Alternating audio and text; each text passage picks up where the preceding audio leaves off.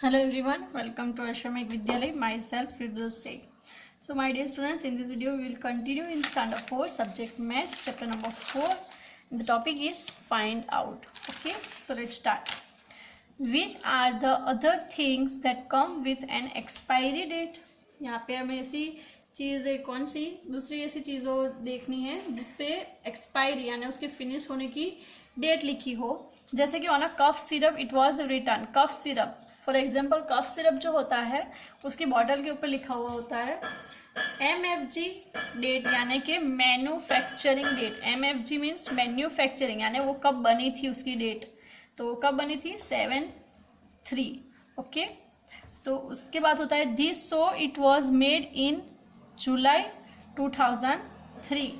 Okay, 2003 और month है जुलाई, तब वो बनी थी. Made manufacturing date. EXP date यानी एक्सपायरी डेट है 7/5 यानी जुलाई month and the year is 2005. This show the month and year till when it is safe to take. यानी ऐसा टाइम जो दवा जो मेडिसिन है वो कौन से मंथ तक कौन से ईयर तक हम ले सकते हैं और वो हमारे लेने के लिए सेफ है, वो ये टाइम दिखाता है. What month and year is written as 7 and 5.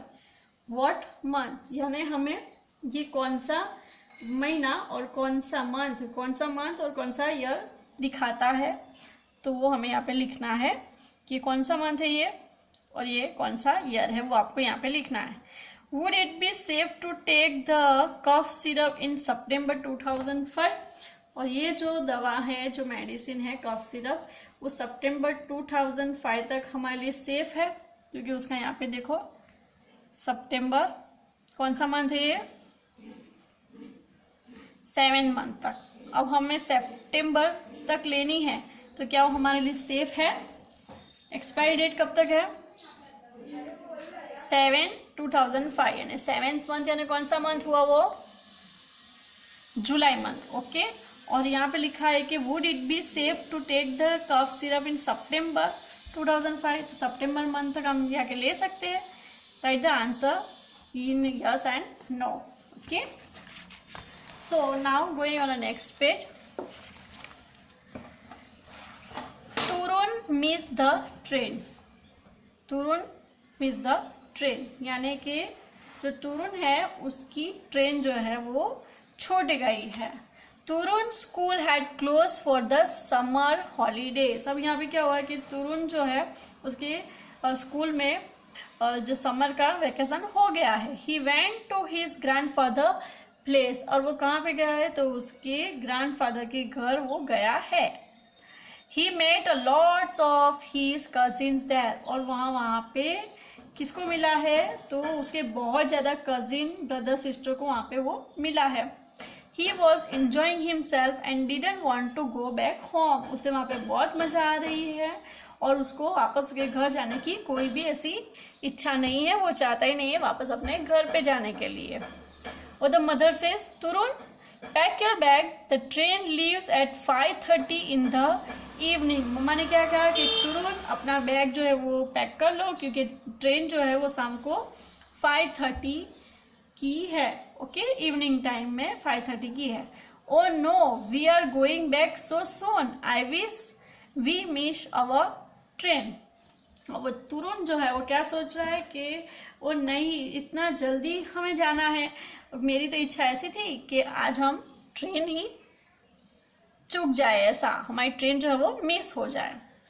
तुरुन and his parents reach the station at 5:15. अब कब पहुंचे वो लोग इवनिंग टाइम में 5:15 को तुरुन और उसके पेरेंट्स रेलवे स्टेशन पे पहुंच गए.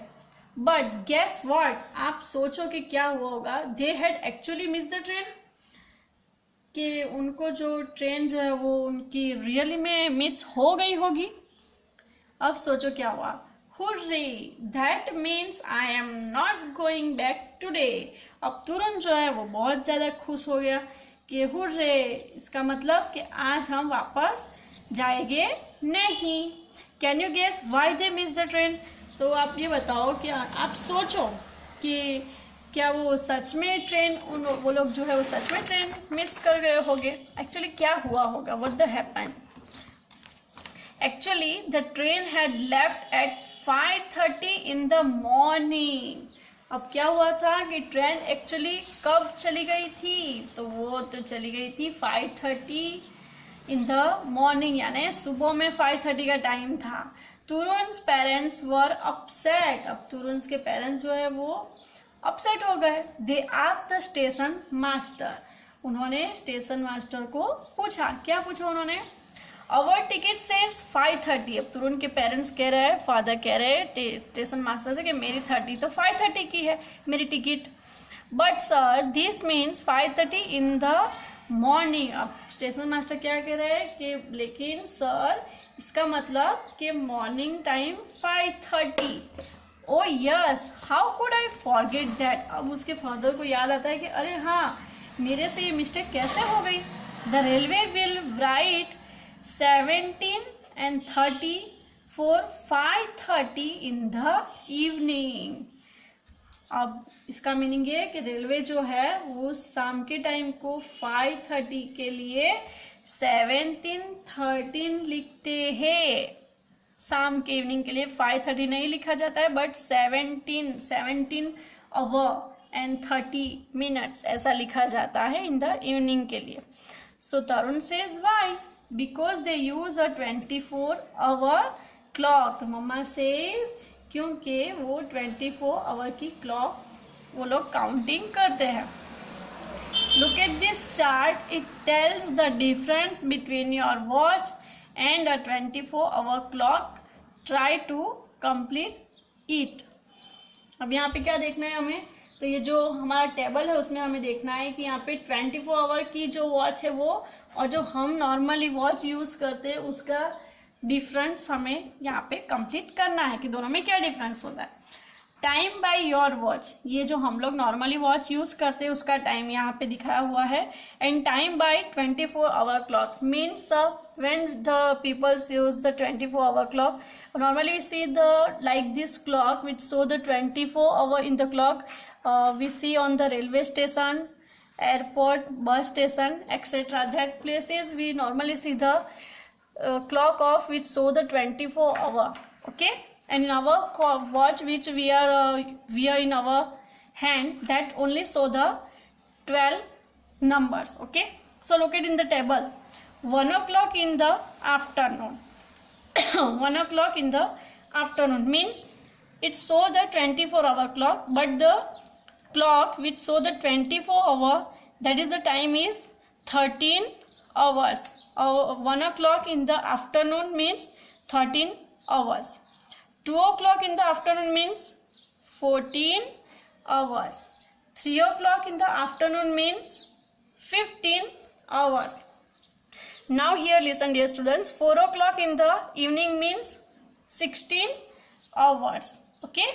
Now 3 o'clock and 30 in the afternoon means 15 and 13 hours. Now the next is 6 o'clock in the evening. 6 o'clock in the evening means 18 hours. 9 o'clock in the evening means 21 hours, and 12 o'clock at the midnight means 00. 0 denotes the 24 hours. 00 means 24 hours. Now the time start in the midnight from 1 o'clock, okay. 12 o'clock हो गया रात का midnight और 24 hour हो गया, then after start the 1 o'clock, 2, 3 o'clock, 4 o'clock in the morning time, 5 o'clock, 6 o'clock, 7, 9, 10, and in the afternoon that is the our again time